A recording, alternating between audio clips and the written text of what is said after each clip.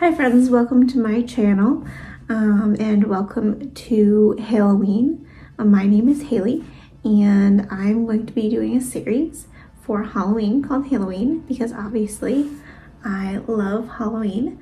So I'll be doing some shop with me's, some decorate with me's, some hauls, and of course some crafting.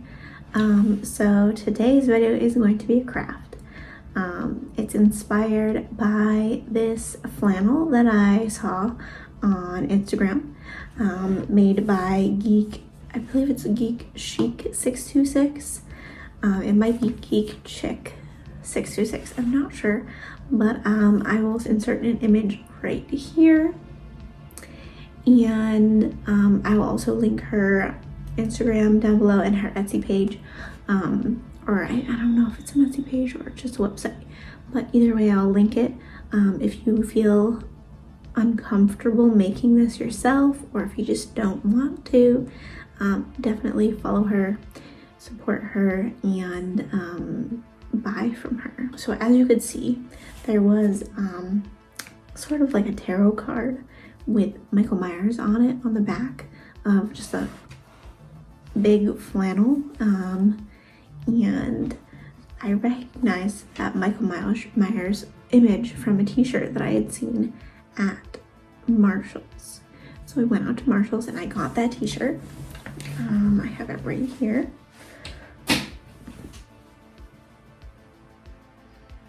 I got this shirt for, I believe, $7.99 at Marshall's. So I grabbed that. I grabbed a large because I thought it would be good to have a nice big image. And then I went out to Salvation Army, a thrift store, and I looked at the men's flannel section, and I found an extra large flannel in a blue color. I thought the blue would go good with this image because there's blue in the background and there's white. I also could have gone with a couple other colors as well. Looks like there's some orange and some yellow in here, maybe some red. But I thought that this one looked like it would match really well. And there weren't that many to choose from, so I thought this one would work really well. And I think it's gonna look cute. So obviously for this project, you will need a t-shirt with an image on it that you would like to put on the back of your flannel, a flannel shirt from a thrift store or any store really that you want to buy it from. I didn't wash this. I also washed this as well just to make sure that it doesn't shrink or anything after I cut it up and sew it onto the back of a shirt. Another thing that I got was this fusible interfacing. So this is something that can be put on the back of fabric and ironed, and it will stick. So I'm going to be putting this on the back of the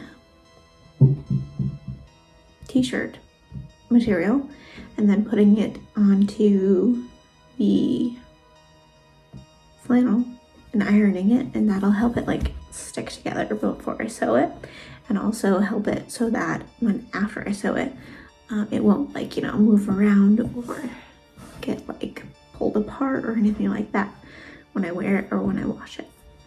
Another thing that I got was black thread. I didn't have black, I had blue, I had green, I had white, I had pink, but I did not have black, which is surprising, but I got black thread. And then I have a sewing machine, so I'm going to be using my sewing machine to do this. You could definitely use, I don't know what it's really called, but the no-sew tape stuff. You could probably use that to do this. I really have never used it before, so I'm not sure how well it would stay or anything. So I'm doing it this way. So yeah.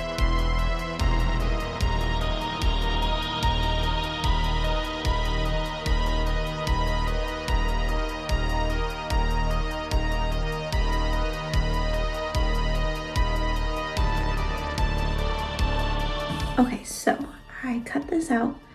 I didn't really worry too much about the edges or anything. I was just kind of rough with it because I'm just going to sew it straight onto the shirt, like right along here, and leave this as a raw edge. I'm hoping it'll like fray up a little bit and look a little destructed and vintagey. So yeah, I did it on purpose. I just wanted it to look distressed. So yeah, that's how I did that. It's looking like kind of, I don't know if you can tell. It looks a little bit wrinkly, so I might iron this as well. And then now we have to cut out our interfacing. I'm gonna make it smaller than the actual image because I don't want it to show at all on the edges. So yeah. Okay, yeah, here we go. So as you can see, the interfacing is slightly smaller than the actual piece. Here's Mike here.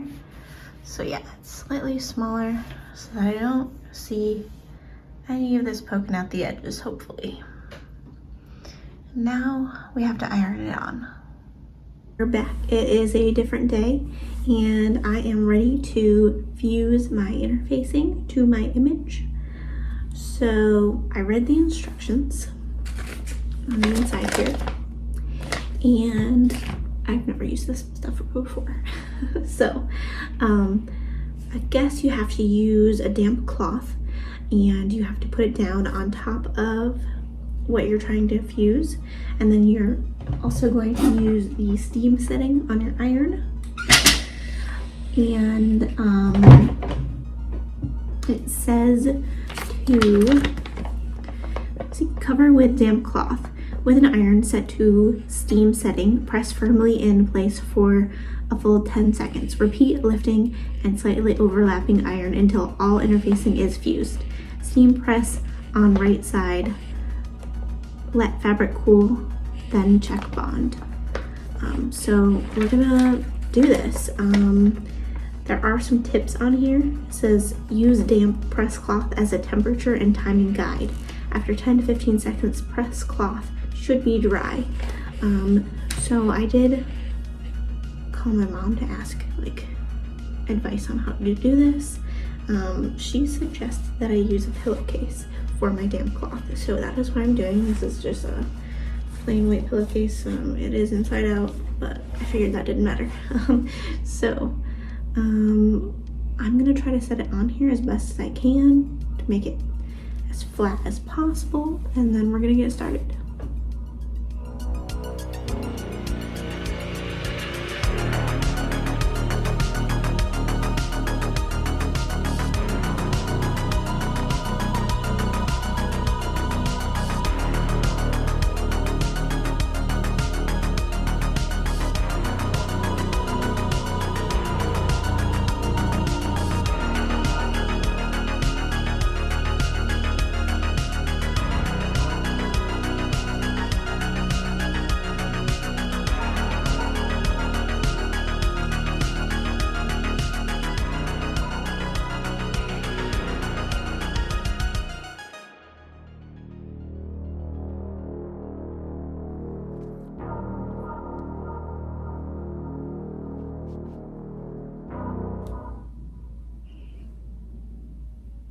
So it's not like falling off when I hold it.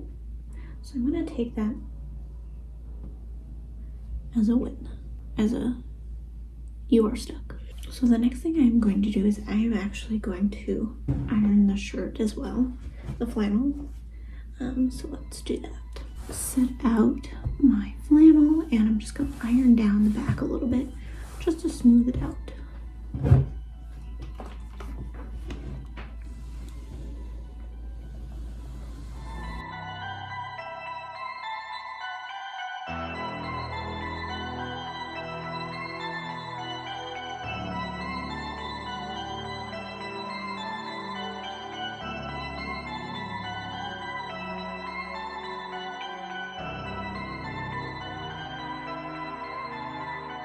So the next step is going to be pinning down my image.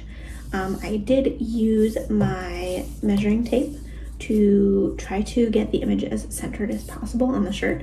So I did measure the top seam here just above the shoulders, or across the shoulders, and see how long it was. It ended up being 19, wait, that's 16. I can't see upside down. It ended up being 19 wide. And so 19, half of 19 is 9.5. So I ended up putting a little marker, which was my scissors. I just laid my scissors down at 9.5. And then I also measured my image. That ended up being around 10 inches wide. And so I lined up this 5 that was on my image. I just had it set across it with the scissors that I had laid down. So I didn't do anything too like scientific or anything. It could be not centered, it could be crooked. I'm not a perfect person. I never am. So if it's crooked, whatever, it's fine. But I tried. So, and then I used these pins to tack down all the edges. So we're ready to sew.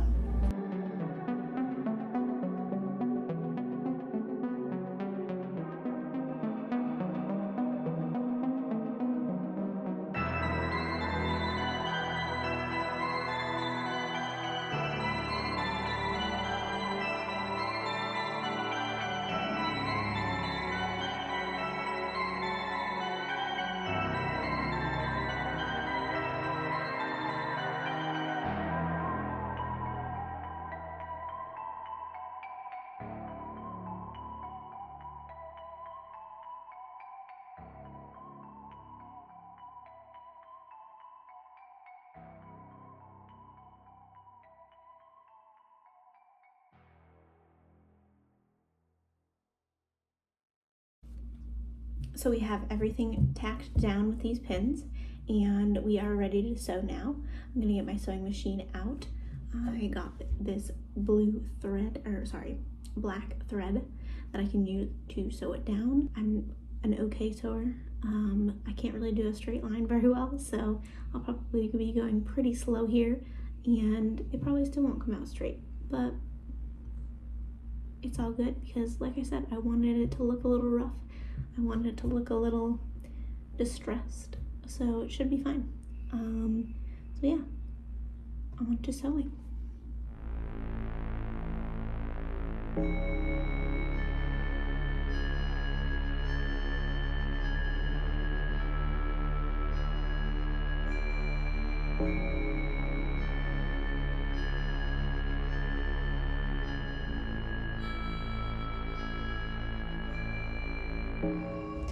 All right, we are done sewing, and it did not come out perfect, but I think it came out decent. I don't know how this is going to go through the wash, but as you can see, it did kind of pucker up a little bit in areas. I do wish I had had that double-sided infusible interfacing. I only had the one-sided infusible interfacing, so I did infuse it to the t-shirt part, and then I just used the pins to hold it down to the shirt. And so like the outside is really good, but the inside just got a little bit uneven, I guess. So it's not as flat as it could be. As you can see, it's a little bit, movable right here. But other than that, I think it looks pretty good. I stuck to the outer line pretty well, so that is cool. And it doesn't look like it's too crooked or anything. So we will style this up and see how it looks on.